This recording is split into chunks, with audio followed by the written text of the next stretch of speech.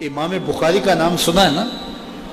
اللہ اکبر، رسول اللہ کی 6 لاکھ حدیثیں زبانی یاد تھی امام بخاری، اللہ اکبر۔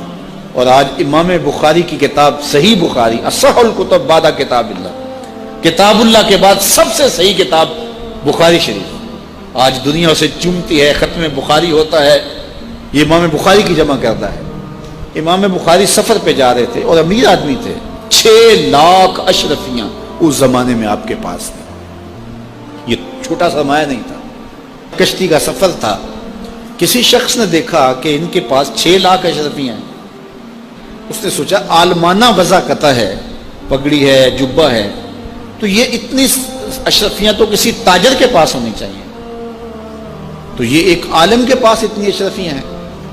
تو اس نے کہا کہ چلو ایک طریقہ ہاتھ آ گیا، میں ذرا کوئی ہیلا کرتا ہوں اور یہ پیسے میں خود حاصل کر لوں۔ تو اس نے شور مچا دیا کہ میری 6 لاکھ اشرفیاں چوری ہو گئی، کہ جب سب تلاشی لی جائے گی تو ان سے نکلیں گی تو لوگ کہیں گے تو ایک مولوی شخص ہے اور تیرے پاس اتنے پیسے کہاں سے آئے، تو اشرفیاں مجھے مل جائیں گی۔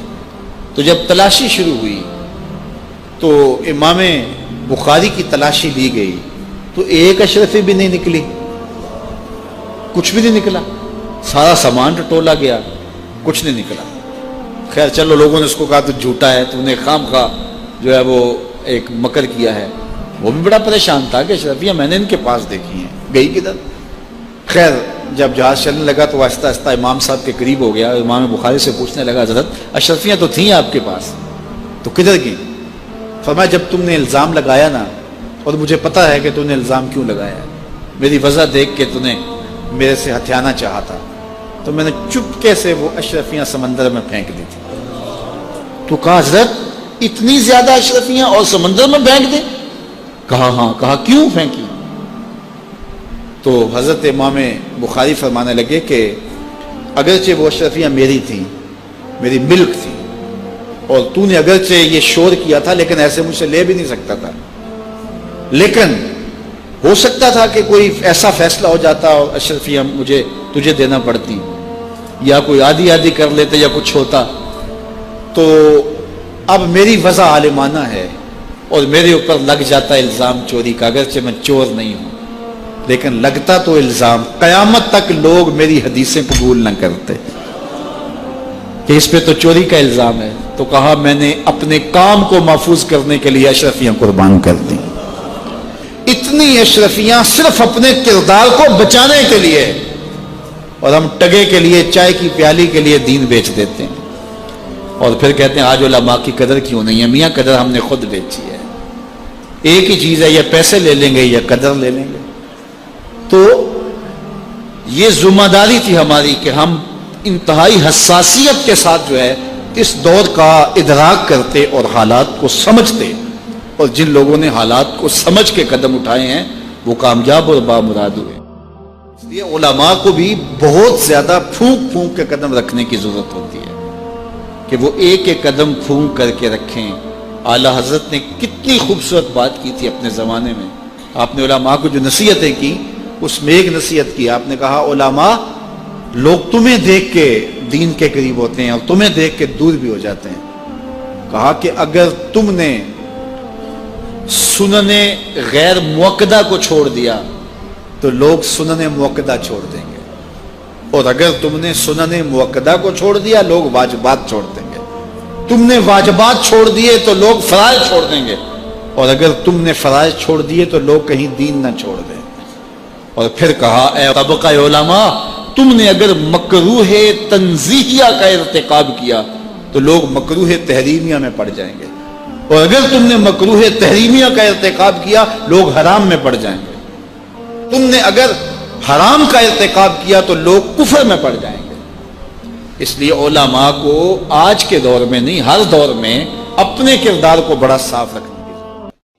یہ اولاد کے ساتھ ہمدردی نہیں ہے، ساری رات اولاد جاگتی رہے اور جب نماز کا وقت آ جائے تو ماں کہتی ہے بیٹے سو جا، اب تو اذان کا وقت ہو گیا، حالانکہ چاہیے تھا کہ اب تو اٹھ جا، اب اذان کا وقت ہو گیا، لیکن ماں اس وقت اگر سلا دے تو کیا یہ گوارا کرتی ہے کہ میرا بیٹا جہنم کی آگ میں جلے؟ ماں اپنی اولاد کو جگائے، اس سے ہمدردی یہ نہیں ہے کہ اب اس کو سونے دے، بیچارہ ساری رات جاگتا رہے۔ ساری رات جاگنے کا اسے حکم کس نے دیا تھا؟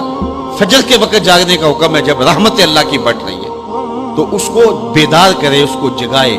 کڑکتی دھوپ ہے، آج کل موسم کتنا گرم ہے، تو اگر بچہ دھوپ پہ کھڑا ہو اور اس کے پاؤں جلس رہے ہوں تو ماں گوارا کرتی ہے، بھاگ کے اچک لے گی بچے کو کہ میں اسے دھوپ سے، تمازت سے، گرمی سے بچا لوں۔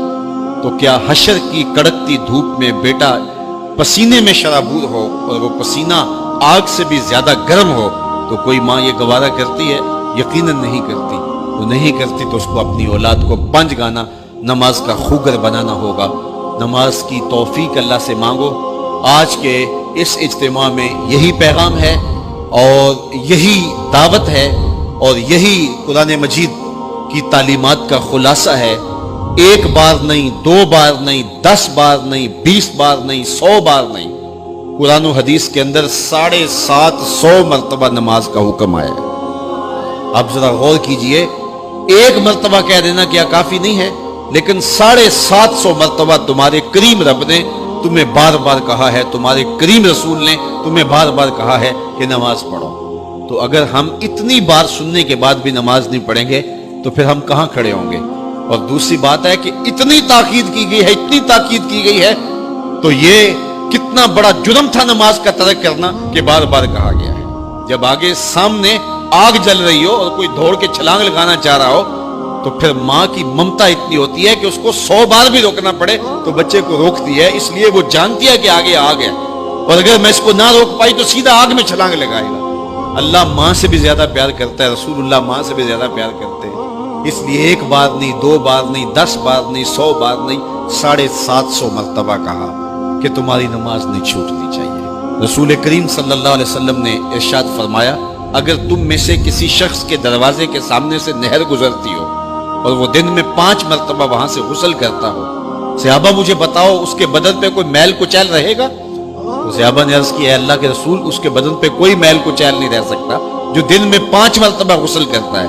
فرمایا یہ 5 نمازوں کی مثال ہے، جو 5 نمازیں پڑھتا ہے اس کے بدن پہ گناہوں کا میل نہیں رہتا ہے، اللہ اسے ستھرا کر دیتا ہے، اسے پاک کر دیتا ہے۔ ایک نماز سے لے کر دوسری نماز کا وقت، درمیان میں جتنا وقت ہے اس کے جتنے گناہ ہیں، دوسری نماز ان گناہوں کا کفارہ ہے۔ حضرت سلمان فارسی اور حضرت ابو عثمان سفر پہ جا رہے تھے، پت جھڑ کا موسم تھا، ایک درخت آیا جس کے پتے زرد ہو گئے تھے، تو حضرت سلمان فارسی نے شاخ پکڑی اور جھٹکا دیا، سارے پتے گر گئے۔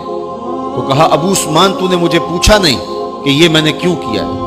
حضرت ابو عثمان نے کہا، میں نے نہیں پوچھا، آپ بتائیں آپ نے ایسا کیوں کیا ہے؟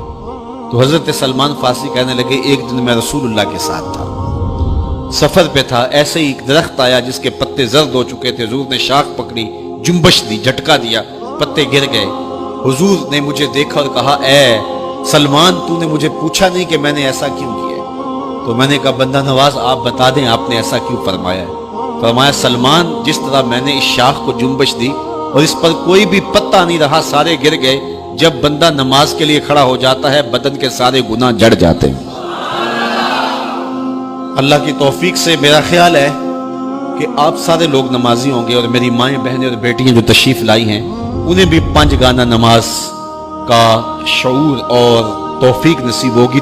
آج ہم یہاں سے عزم کر کے جانا ہے کہ ہمارے خاندان میں، ہمارے رشتہ داروں میں، ہماری اولادوں میں اگر بدقسمتی سے کوئی بے نمازی ہے تو آج عزم کر کے جائیں کہ وہ بے نمازی نہ رہے، اتنے زور سے تبلیغ کریں گے کہ وہ نماز پڑھنے پہ مجبور ہو جائیں۔ تو سونے سے قبل 5 انگلیاں بھی گن لو اور 5 نمازیں بھی گن لو۔